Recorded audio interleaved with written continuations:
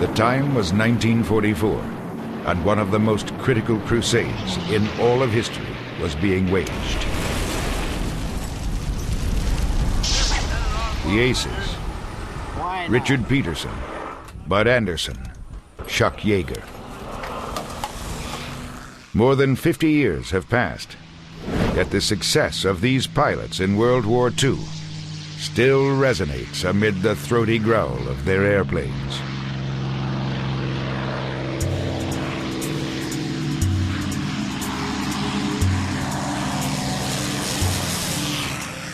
The P-51 Mustang, the war winner.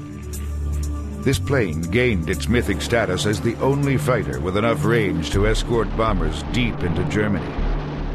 These men and their machines cleared the way to bombing targets and crippled Hitler's air force, bringing the German dictator's sinister plot for Aryan world dominance to a long-sought end.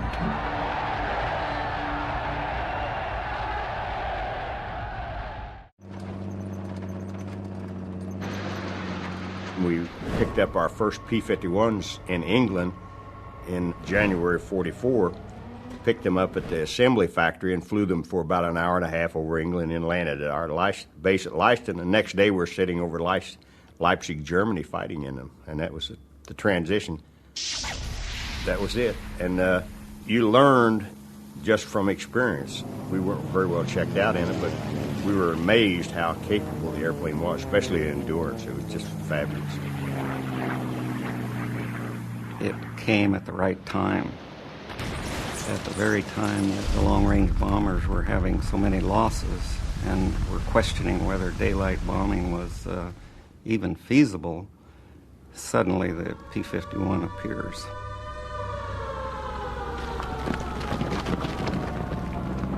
The opponents in this airborne joust, the elite of the German Luftwaffe, the proficient tactical air force. The German pilots have dominated the skies for much of the war, flying thousands of missions in the worst of conditions.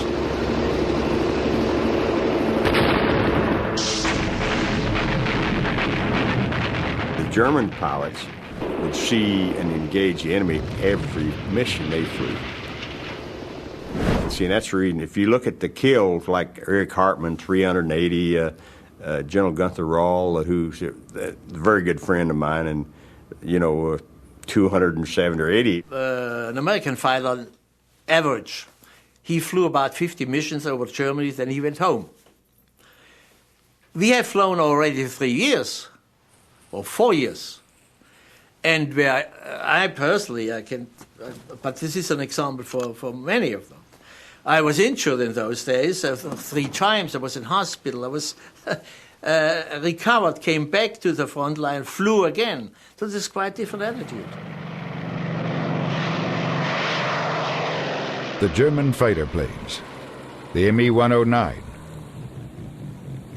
and the Focke-Wulf 190, are known ironically as Jäger, the German word for hunter. These are short-range aircraft, truly able in dives, turns, and speed. Outstanding in their armament, which shoots down Allied planes with deadly efficiency.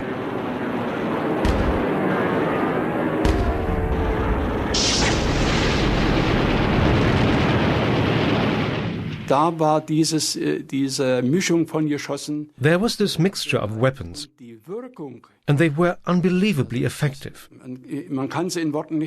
It was almost scary, the power we had. You can't believe what it feels like to watch a B-24 lose a wing, or even fall completely apart in just a few shots. The 109 was truly an excellent aircraft. Tremendous power, tremendous speed, tremendous maneuverability. And I think testimony to that is, in fact, the fact that it did shoot down a lot of American aircraft. The pilots of the Luftwaffe are fighting for home and family over their own territory, Hitler's Reich, which the Führer once boasted would flourish for 1,000 years. The Nazi war machine has captured most of Europe. Now, the Allies want to take it back. pilots on both sides are in for some unforgettable battles. 94,000 Americans are killed, lost, or wounded in the skies over Europe. Some of the most intense battles are fought in the first 6 months of 1944, as the Allies prepare for a June invasion of Europe. I think we've seen 200-300 enemy airplanes in the air at a single time. Yeah, not easy to do, especially later on when they became inexperienced. We call them gaggles rather than formations. They look like a bunch of bees. They're all just going in the same direction.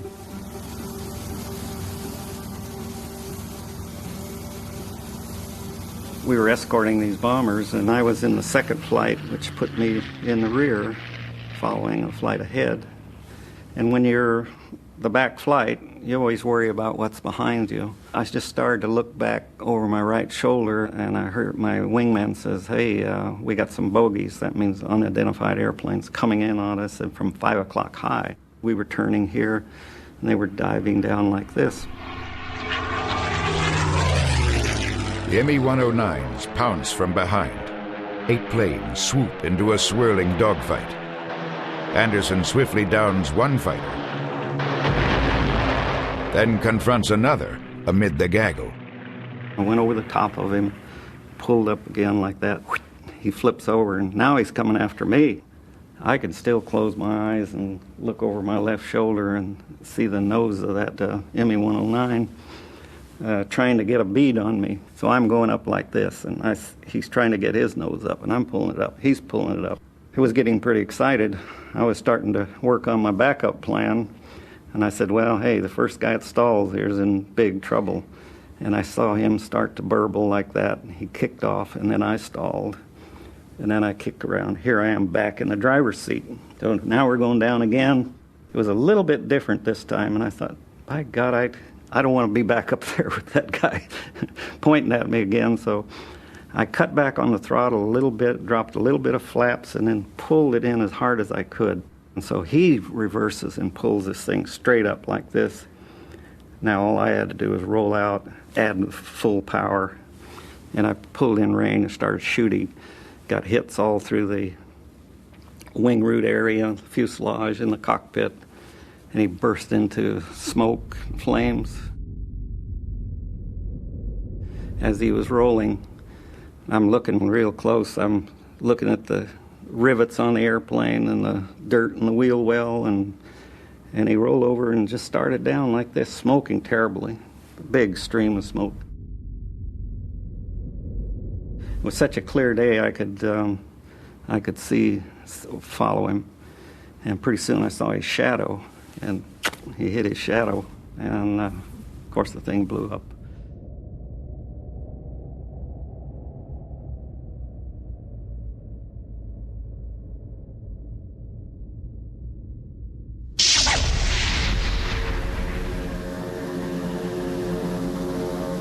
Throughout 1943, before the Mustang's arrival, the theory is that the bomber alone can fly over Germany's front lines to strike directly at aircraft and ball bearing plants, transportation, oil, aluminum, industrial choke points, which, if destroyed, will deprive Hitler of the means to wage war.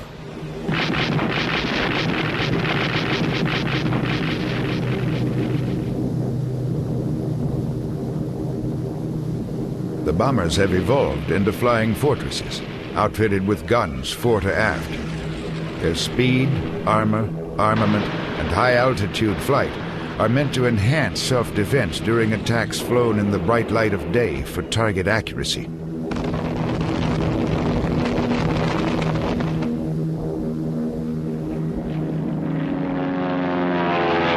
Most existing U.S. and British fighters cannot fly to the bomber's maximum distance without running out of fuel. Fighters had only one role, and that was to defend the air bases from which the bombers flew. They were spot interceptors to prevent any sort of counterattack, but as far as escort fighters, not necessary.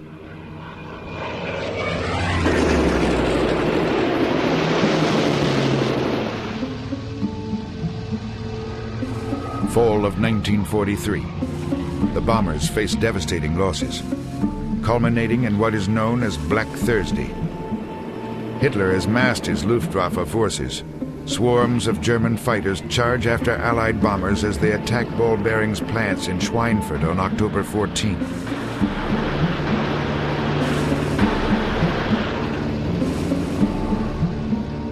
Unfortunately, they had to go the last third of the way without any escort because the P-51s weren't in business yet.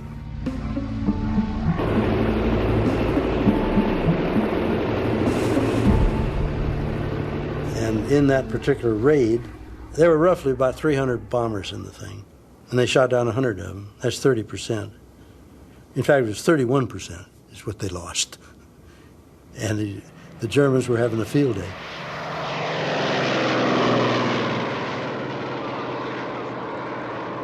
By 1943, the Germans had learned their lesson, and they had put long-range armaments on their aircraft, 20-millimeter, 30-millimeter cannons that could reach beyond the range of the 50 caliber. And as such, the B-17s and the B-24s simply could no longer defend themselves.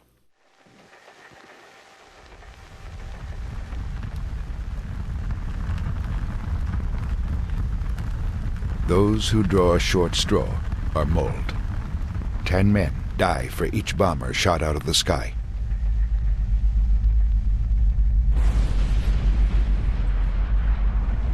Only the lucky limp home. The self-defense theory of the flying fortress is an utter failure. The 8th Air Force has lost the battle for air superiority over Germany in one of the most savage air encounters of the entire war. That's when they said, we've got to have a long-range fighter that's going to go. How far can the bomber go? We've got to have a fighter that's going to do it.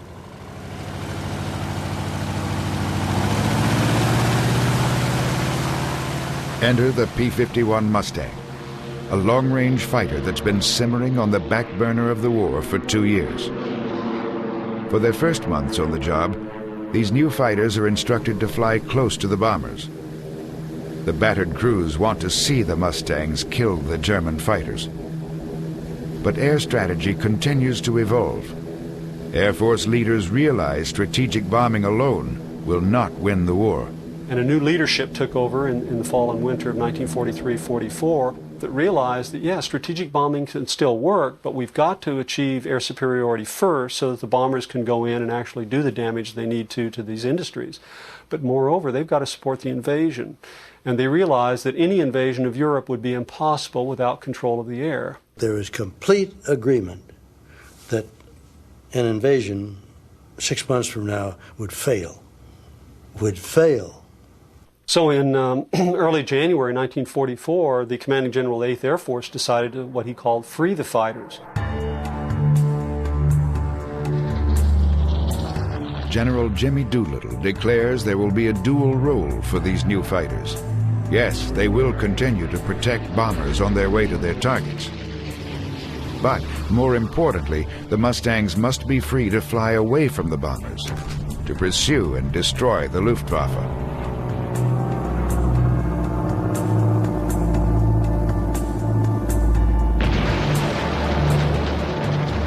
The Mustang will clear the skies to make way for an imminent Allied invasion of the European continent, so Allied troops and equipment can land with no threat from above.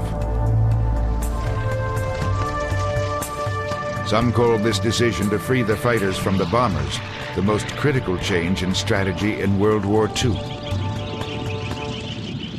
The beauty of this aircraft is something to behold. You can see it with the teardrop canopy, which is absolutely clear vision in 360 degrees. As far as flying instruments, the most honest airplane you can imagine, because I'm on a feather edge of a stall, for example.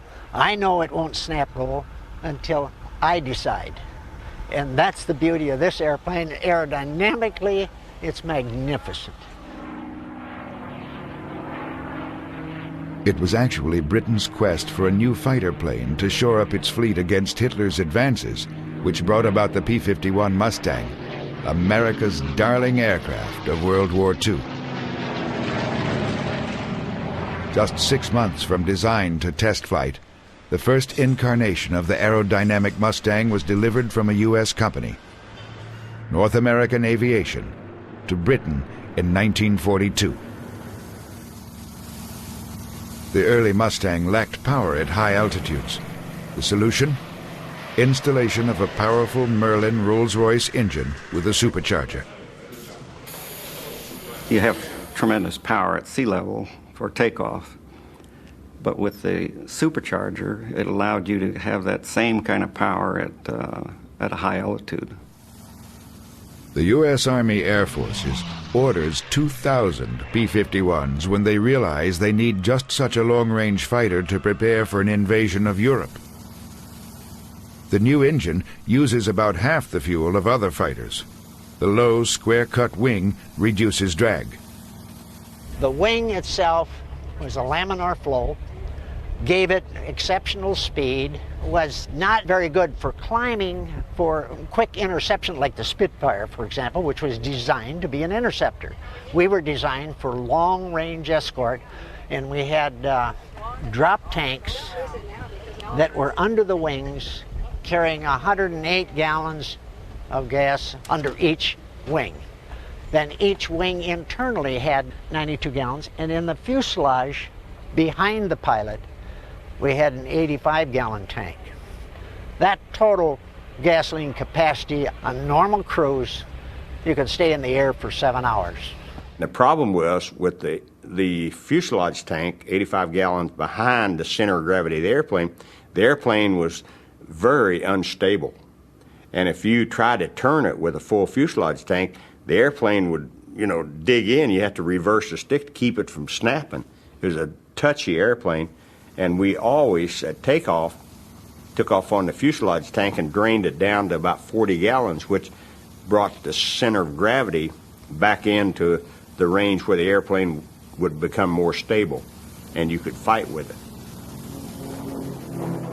Roland Wright didn't find out about the need to drain down the tanks until after his first mission. We didn't engage anyone on the mission, so we came back over the channel, and the weather was pretty clear. So Szymanski says, why don't you just get on back of me, and we'll do a few rolls and turns and give you a little practice on aerobatics.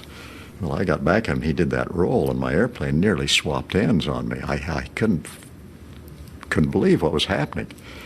So I got on the ground, and I says, hey, there's something wrong with this airplane. And he says, what do you mean? And I says, well, we did that roll, and I nearly swapped ends. He says, oh, I forgot to tell you about the fuselage tank.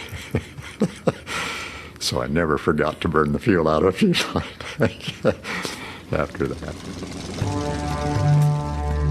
Its aloof profile, with nose in air, causes pilots to weave their Mustangs down the runway so they can see on either side for takeoff.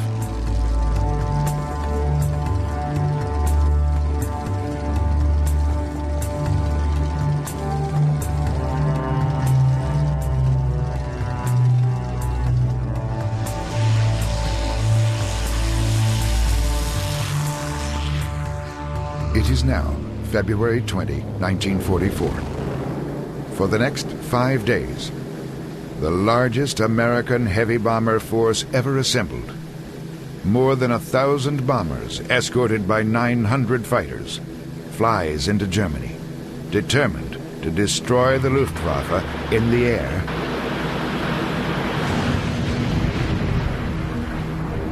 and in plants where its planes are manufactured below.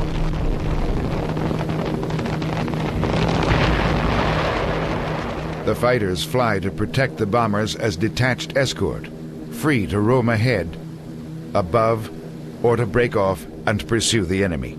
We used to do slow zigzags across them. They're going slower than we are, and we're trying to keep our speed up. So you make 90-degree turns and stay on top of them.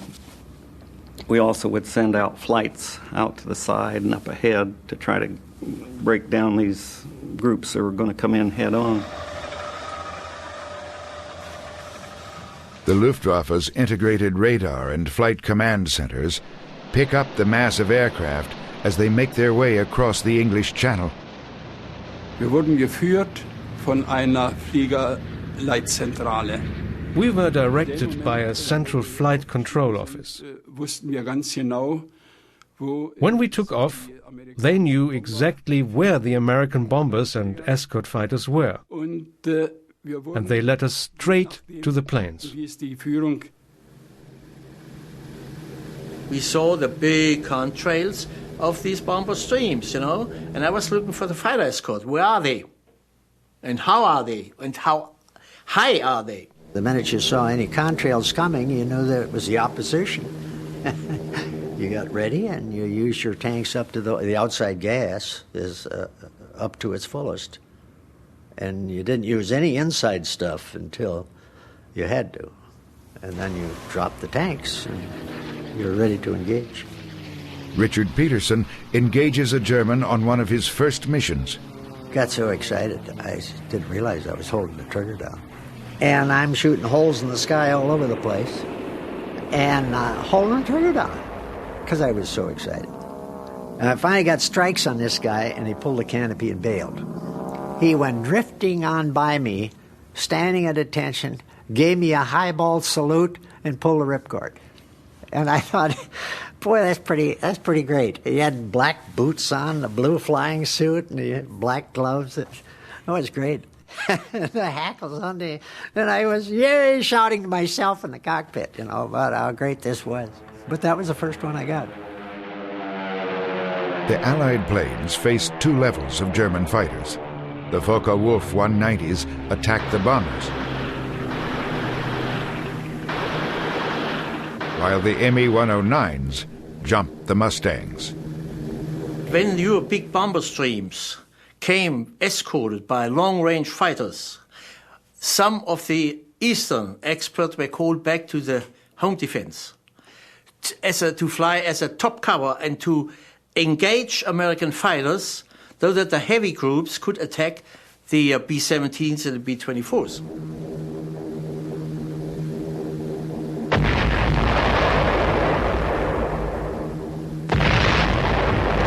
The American squadrons attack, and attack again. Leipzig, with its sprawling modern aircraft production complex, Schweinfurt and Regensburg, ball bearings and airplane parts. Americans lose 150 bombers and 35 fighters. German casualties are much worse. During these 6 days of February, known as Big Week, the Germans lose a third of their aircraft and a fifth of their pilots. Prior to Big Week, the young and influential German fighter commander, Adolf Galland, desperately tried to prevent these very losses, calling for all existing German defense fighter planes to be based in a central location, not scattered across German-held territory. You know, Hitler was, I don't know how well informed he was. They didn't regard the build-up of also the British and the American fighter force or air force as he should have really seriously done. No, they didn't do that. Hitler's furious response? Germany will not go on the defensive. Instead, he informs Luftwaffe leader Hermann Göring that German forces should escalate their bombing missions against Great Britain.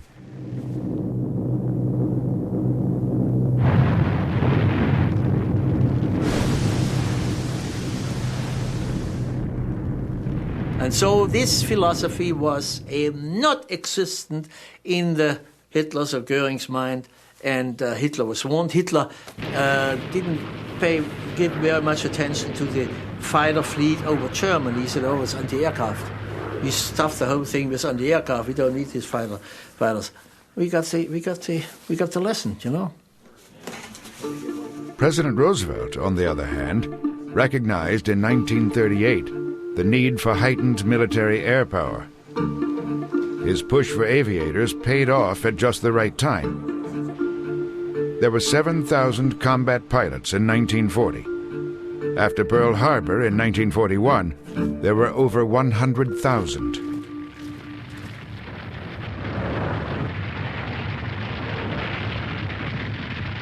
Pearl Harbor broke out December 7th, And January 13th, I turned 20 years old, went down, raised my right hand, and there I was.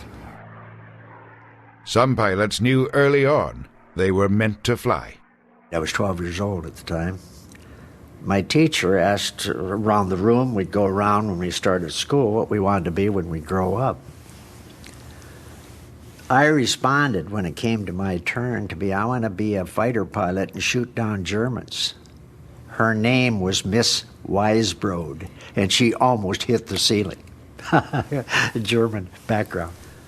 I'd never seen an airplane on the ground before I got in the military. They meant nothing to me, and I didn't have any burning desire to be a pilot like Andy. Hell, he'd hang on fences and work and flew before he got in the military. I was raised in West Virginia, and they didn't have airports and airplanes back there, and I never flew in one until I think it was January of '42. I changed an engine on my AT-11, and my engineering officer came down to test hop the airplane and said, "Get in, you're going with me." And that was my first ride in the airplane. I got sick, and I didn't think there's much future in it. Yeager saw there was indeed a future in it when he became an ace in a day, shooting down 5 German fighters in the same air battle.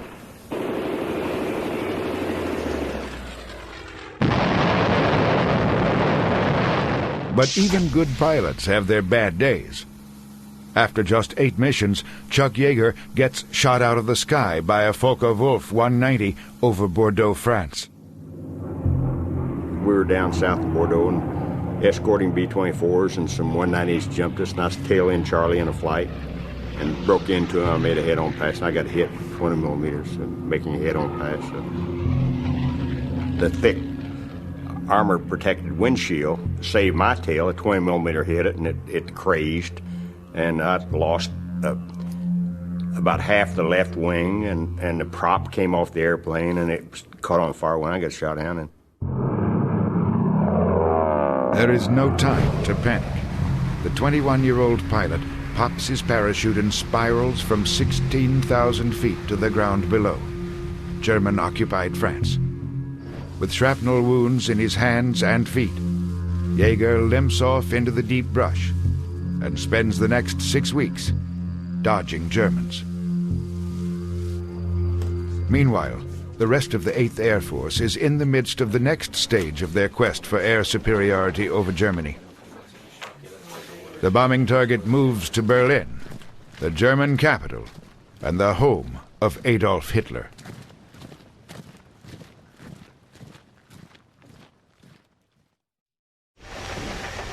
Now, from the rear of the aircraft, you can see the back of the wing. This area here is covered, which covered the 3 chases of the ammunition. Our ammunition was called API, 50 caliber, armor-piercing incendiary. And it's a steel encased chunk of magnesium on the end, on the business end of the shell. So when you hit and got a strike on an aircraft, it was a flash. It also drove the magnesium in to set fire and explode the airplane. So that was the whole purpose of API ammunition.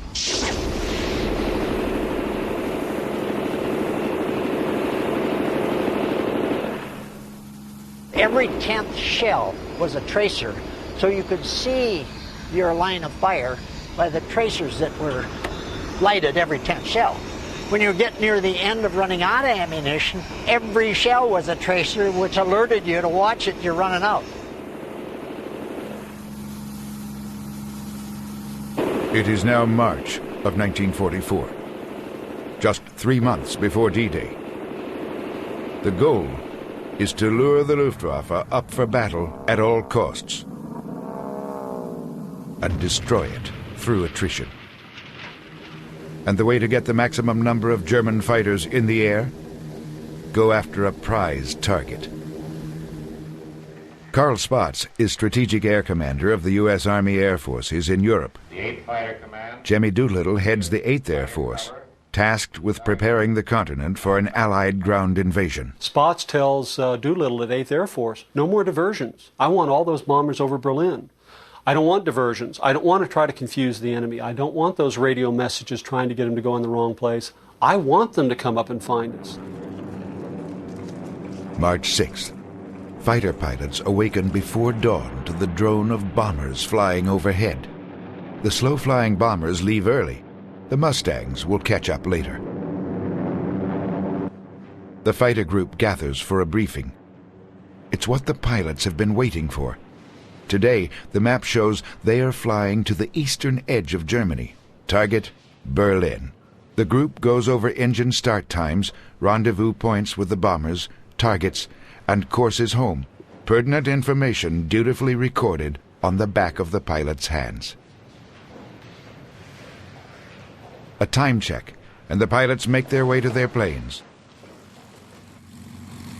And the Mustangs are off on a long-awaited mission to strike at the very heart of the Reich.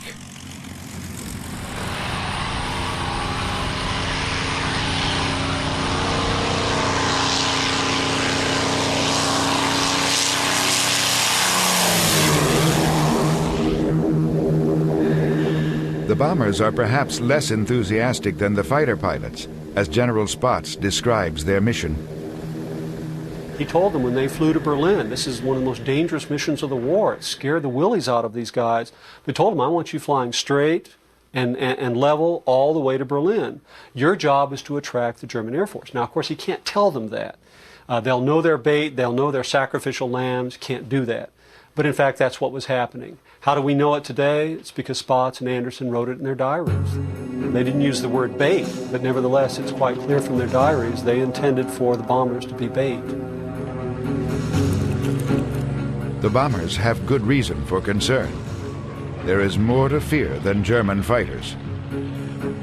The Germans operate an early warning network of radar, communications, and gun batteries.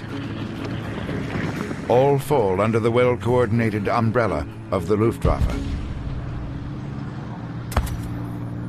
The fighters fly with the bombers until they're nearly at target, then break off to the sides as bombers head unescorted straight into a flak barrage to drop their deadly load.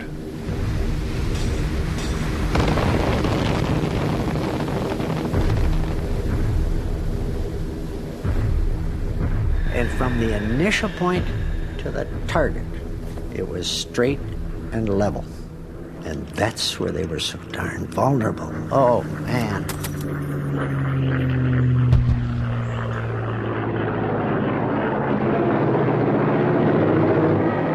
They had to get lined up, of course, for the target. Get lined up in a bomb site, do the wind correction and all this kind of stuff. From the initial point to the target was their time for dropping the bombs. We would stay, boy, the flak would come up. You could walk on that stuff. It looked so black and heavy. You can see the bombers. The threat of flak does not stop Doolittle and Spaatz from making Berlin a regular target. Over the next 16 days, the 8th Air Force will go there 4 times. And it's very brutal warfare. It's the kind of attrition warfare we know from Gettysburg and from Petersburg in the Civil War. It's the kind of warfare we know from the trenches in World War I. It's attrition warfare. Kill more of them than they kill of you, and you win the war. You got to bleed the Luftwaffe so that when June 6th comes around, the German Air Force will not be there to stop it. The battles include some brutal realities for Richard Peterson. Normally, nobody, including the Germans, would be shoot anybody in a parachute. It just wasn't done. I mean, there's no challenge with shooting a guy in a parachute, for God's sake. He is, he's had it. You can't miss. And here I came across this 109, and the sky was full of bomber chutes. Flak had gotten them, and it was target area. And this it was going from parachute to parachute, shooting up guys in parachutes. Oh, I got this was too much as far as I was concerned. And I didn't want to blow him up. I wanted him to bail. So I was pecking away at him, just hit him. And I'd get strikes on him. And he knew I was there, and he knew I was getting strikes. He finally pulled the canopy. I said, you've met your maker, Buster. And I damn near emptied my guns on this guy. He was mincemeat by the time I got through with him. and he was in his chute. And, of course, other guys who weren't there were nervous about me shooting a guy in a chute. But they had to be there to know what I was seeing with this guy going, these guys are helpless of a bomber cruise going down. And I just tore him up. With 800 rounds a minute, you can do a lot of damage with 50 caliber shells from 6 guns. So that was the end of that. U.S. losses on missions to Berlin are high. 69 bombers and 11 fighters downed on March 6 alone, more than any other day in the war. But the Mustang has overwhelmed its opponents. 1,000 German pilots are killed in the first months of the Allied air campaign, including 28 top-scoring aces. Hitler had put his faith in Blitzkrieg, a lightning war, massing all available men and materiel to ensure a quick victory. The Luftwaffe has exhausted its ranks. There are no reserves to replace the battered pilots. One of the key days in the air war over Europe was March 9th. This is where the bombers went to Berlin, and fighters went with them, and the German Air Force did not come up to fight. The Luftwaffe did not come up to fight. After that date, March 9th, there were days where the German Air Force would not come up. There were other days where they would come up in large numbers. Prior to March 9th, they might come up in formations of 10, 12, 14. After March 9th, they would come up in formations of 90. 100. And the reason is because it gave them a better chance for success. It made them better able to perhaps survive that mission. The bait strategy of the U.S. Army Air Forces is working. Thanks to the Mustang and its range, air superiority over Europe is shifting from Germany to the Allies. The Mustang is assigned one last task before Allied ground forces land on the coast of France.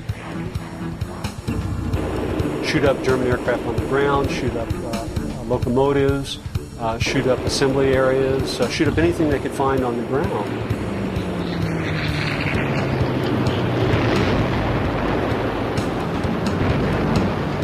In fact, there are all sorts of after-action reports that, in fact, had fighter pilots claiming to shoot cows, arguing that, it's part of the war effort, we need to shoot them. Imagine the psychological effect of Germany, like, as I say, Sunday morning at 11 o'clock, precisely 11 o'clock, on the minute, all of these fighters descend on Germany. Strafing. They call it air guerrilla warfare. Fought up to 500 miles from friendly territory at treetop level. An extremely dangerous mission for the Mustang. It was not the airplane for the job. The P-47, the P-38 were by far better airplanes for the job. The P-38 had liquid-cooled engines, but it had 2. So you shoot out one, still come home. The P-47 had no liquid cooling, it was air-cooled. So you could shoot the heck out of a Pratt & Whitney 2800 and it would still run. Connecting rods would be popping out of the cowling and the oil would go over. The guy just flew around. It didn't matter. P-47 very rugged.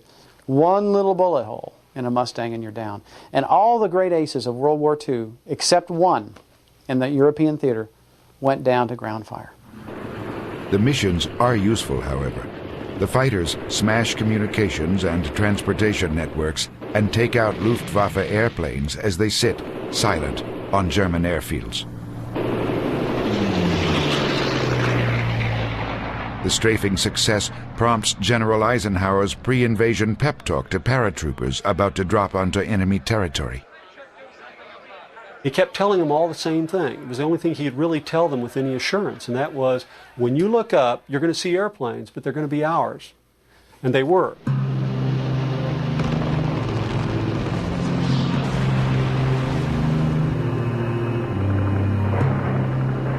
June 6, 1944. Allied troops swarmed the French coast at Normandy. The invasion has begun. In the skies above, only 2 German combat missions even attempt to fly over the beachhead. German pilot Willy Unger escorts bombers on a mission to attack invasion fleets with little success. Terrific. Completely black with ships, my God. And they were all shooting at us. The bullets were zinging all around us, just like in the movies. As long as you weren't hit, you were fine. If you were shot at, that was it. You would fall into the sea. But it was truly fantastic. The sea was completely black with ships. It was a miracle I didn't get hit. Large craft, small craft, everything under the sun. Amazing. Mustang pilot Ted Conlon has no Germans to fight, so he decides to fly down to observe the Normandy landing. We dropped down to about 1,000 feet off the beach. All we saw were a tremendous number of ships and people being killed on the beach, and it was a very unpleasant sight, from that viewpoint. So I was kind of glad to get back up on top and do our job up there. The invasion shows a grim reality for the Luftwaffe. The forces were caught weakened and unprepared for the Allied onslaught. I had to go inside to retrieve my pack. When I came back out, my plane was gone.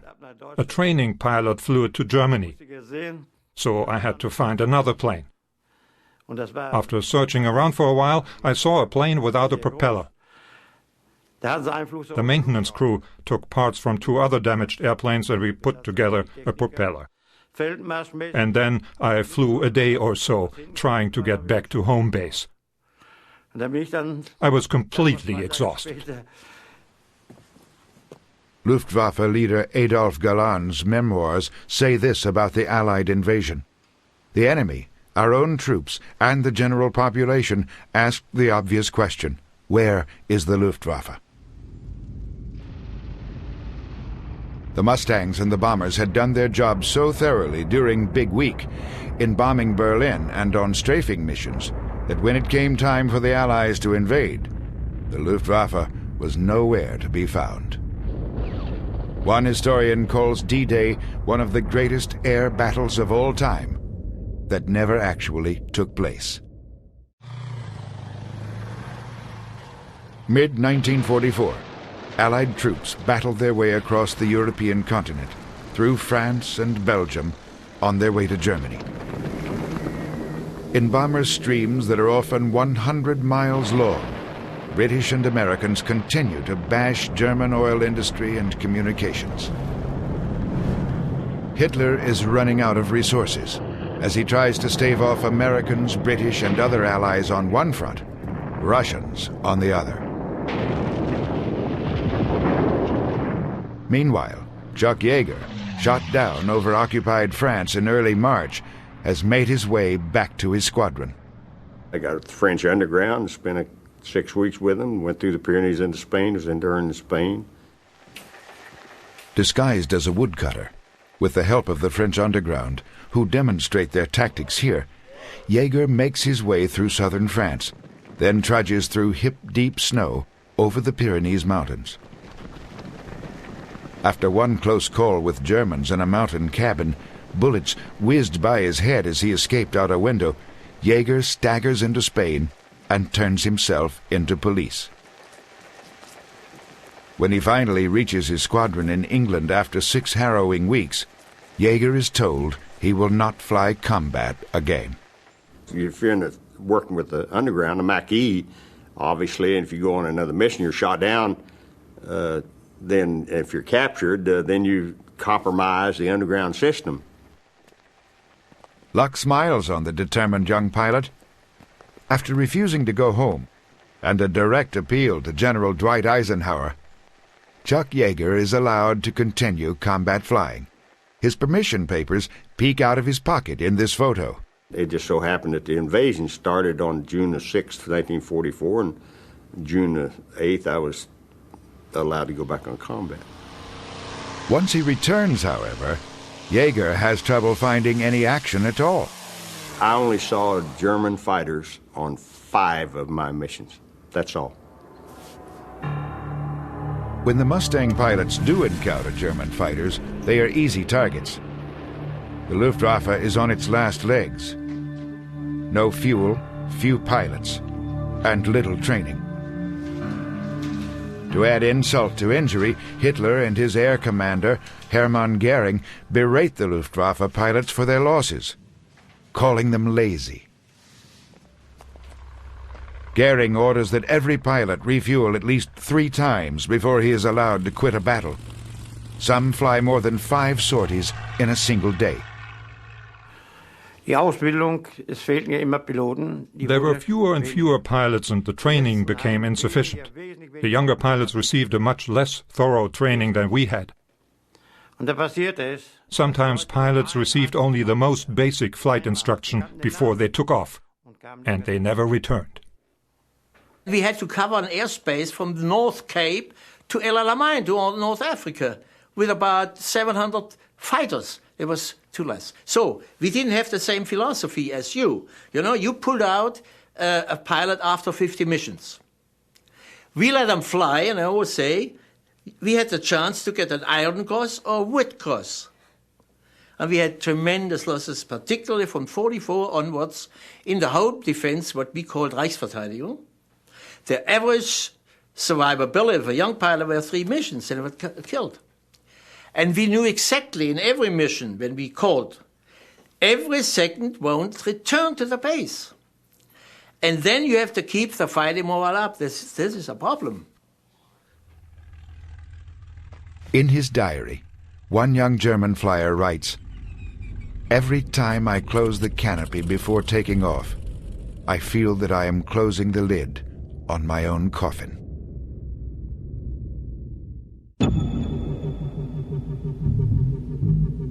The rubble and ruin that was most German cities at the end of 1944 and into 45 is the result of the full and final fury of the Allied bombers. Vast carpets of bombs have rolled across the cities.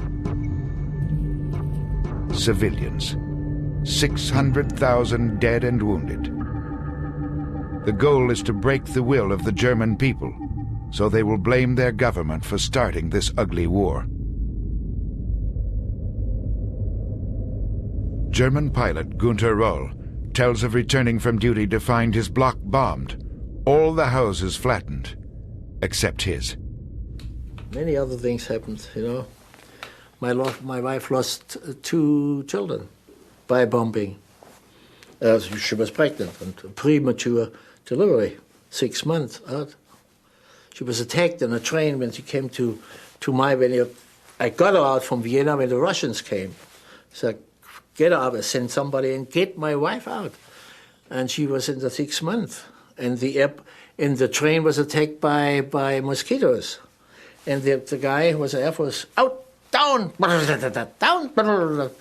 Can you do 6 months? Was gone. So this was a war. The will of the German people has not been broken, despite the fact that the Luftwaffe does not control the air.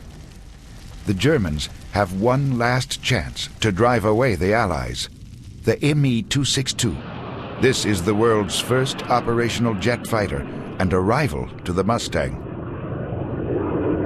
You were feeling like a king in the air.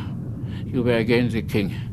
I was singing loud in my aircraft, because I never had the last year was a very bad one, and out of this, sitting in the aircraft in the 262 and flying the 262, it was unbelievable.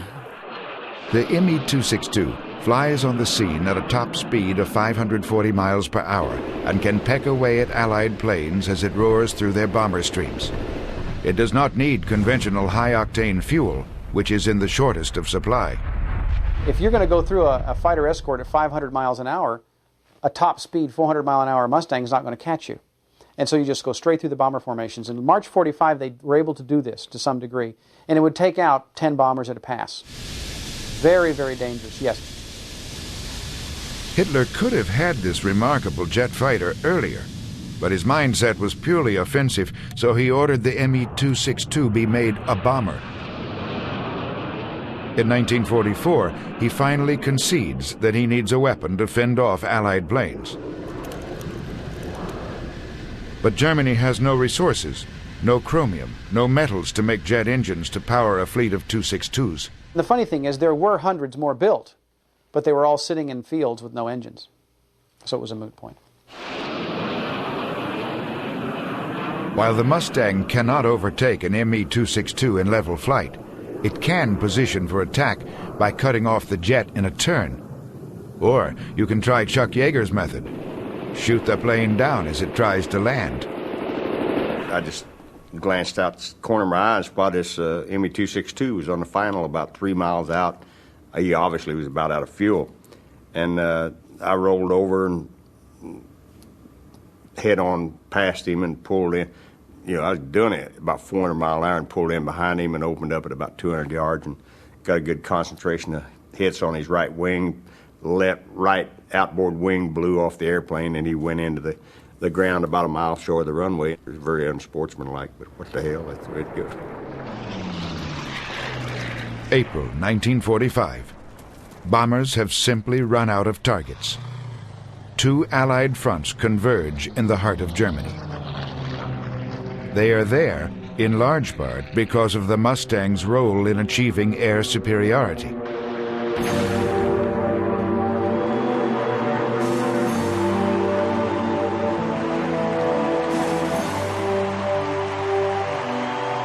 May 8, 1945. The Germans make an unconditional and simultaneous surrender of all land, sea, and air forces. After nearly 6 years of flying, Willy Reschke and other German pilots hand over their planes to the Allies. It was just difficult for us to conceive that the last shot had been fired, that the war was over, period.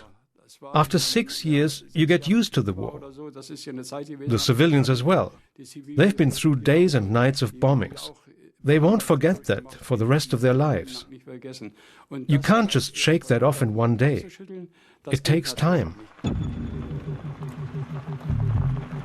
After the surrender, Mustang pilot Roland Wright witnessed the destruction the bombers wrought on the shattered country. Germany, Munich was practically totally destroyed. The building, just rubble everywhere. You'd walk down the streets, there was no streets, you know, just absolute rubble everywhere. And you could see the suffering that they had endured, too, over there. So it made you glad that it was all over, really. I felt that I did my part to bring that to an end, and that was it. The battles of 1944 and 45 in the European theater were not the last the P-51 Mustang would fly and fight, but they were the best. The Mustang floundered in Korea in the 1950s. Pilots flew low-level missions, constantly exposing the plane's vulnerable underbelly to ground fire and flak. With the onslaught of jet fighters, the Mustang was put to rest. Today, the most experienced pilots fondly remember, and some still fly, the mythical P-51 Mustang, the dependable fighter that carried them straight to the heart of the German homeland at the precise moment the Allies needed to go there.